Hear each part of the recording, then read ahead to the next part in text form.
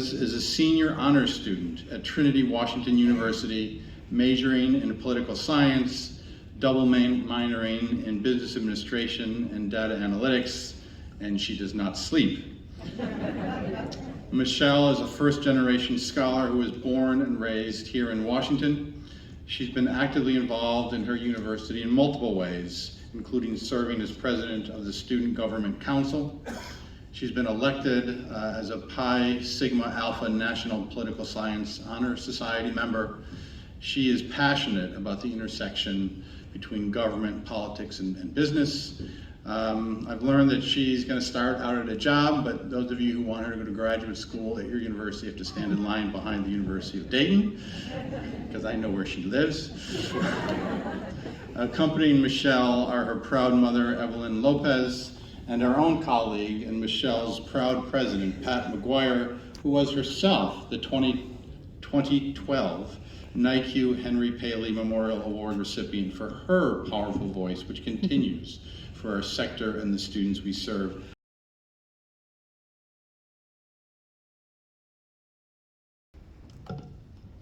Talk about no pressure. Hello everyone, and thank you. Good evening. My name is Michelle Vasquez, and I'm a proud undergraduate at Trinity Washington University.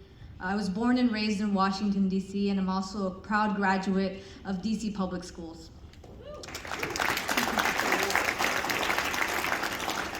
When I first heard the word college, it wasn't at a young age. Neither was it from my parents. One day, when I was a sophomore in the hallways of my hallways, a group of high school upperclassmen approached me and asked, "What college do you want to go to?" And I responded, "What's college?" What I received in return from them was not the definition of college. Instead, they laughed and made it seem like I should have known what college was. But most important, I received a solid piece of advice from them that stuck with me. They told me, "Your grades matter for you to get into college." I was startled to learn that I could continue to go to school after I graduated from high school. A reality that seemed so far away that a future beyond it hadn't even crossed my mind. I heeded the advice from those high school students who laughed at me and yet inspired me. I worked hard in high school, resolved that I would be able to take the next step in my higher education. So, I raised the idea of college with my family, and I'm thankful to have received their full support and continuous prayers until this day. However, unresolved was, how would I pay for college? So senior year, I began to apply to college and a whole bunch of colleges and some scholarships as well. Actually, a lot of scholarships. In fact, a little over 130 scholarships.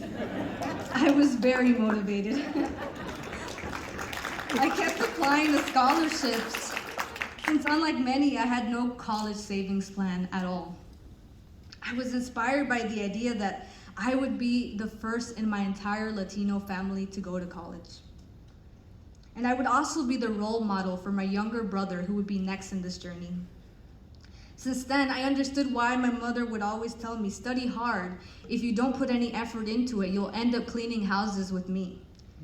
And not that there was anything wrong with that, but I knew that continuing to live on a low income, continuing to experience discrimination from our landlords, and continuing to live in a dangerous neighborhood and not affording many basic necessities was not the ideal American dream that my parents had for me and my brother. I knew that my family's future depended on me, and an education would equip me to address these disparities for myself and other families. But you see, education in America is incredibly expensive, and a college degree is unattainable to most underprivileged first-generation students. Since my parents were not in a position to help me at all financially, the financial burden would be entirely my own. Graduating with an enormous debt was absolutely terrifying. However, I was determined, since I believed wholeheartedly that a rigorous education was the best gateway to personal and intellectual growth, and it would provide me with the effective tools to contribute in a larger scale to address the complex dilemmas that haunt our interconnected world. But what took the weight off my shoulders my senior year was the certainty that I would receive a federal Pell Grant to support my attendance to any college.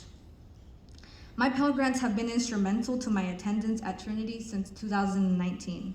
And now I'm honored to share that because of the Pell Grant support and my financial aid package at Trinity, I'll be graduating as Student Government Council President, as an honor student, and with a secure position to work as a consultant at Accenture upon graduation.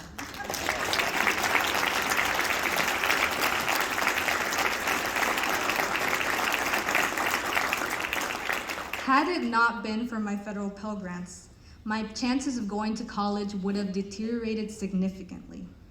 But because of my Pell Grants, I have unlimited options for choosing a fulfilling career path and paving a more dignified and safer future for my immigrant, hardworking family that would have been unimaginable to that high school sophomore Michelle.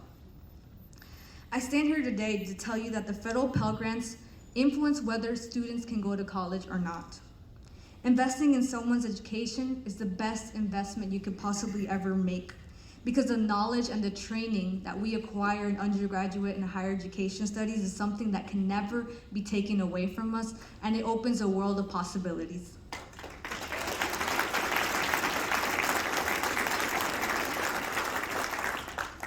I'd like to thank everyone who has supported the mission of the Federal Pell Grant Program, and that includes each and every one of you sitting in this room today. At a time when the American dream can seem so unattainable, the federal Pell Grants make it possible for me to be the first in my entire Latino family to go to college. From the bottom of my heart, thank you to everyone.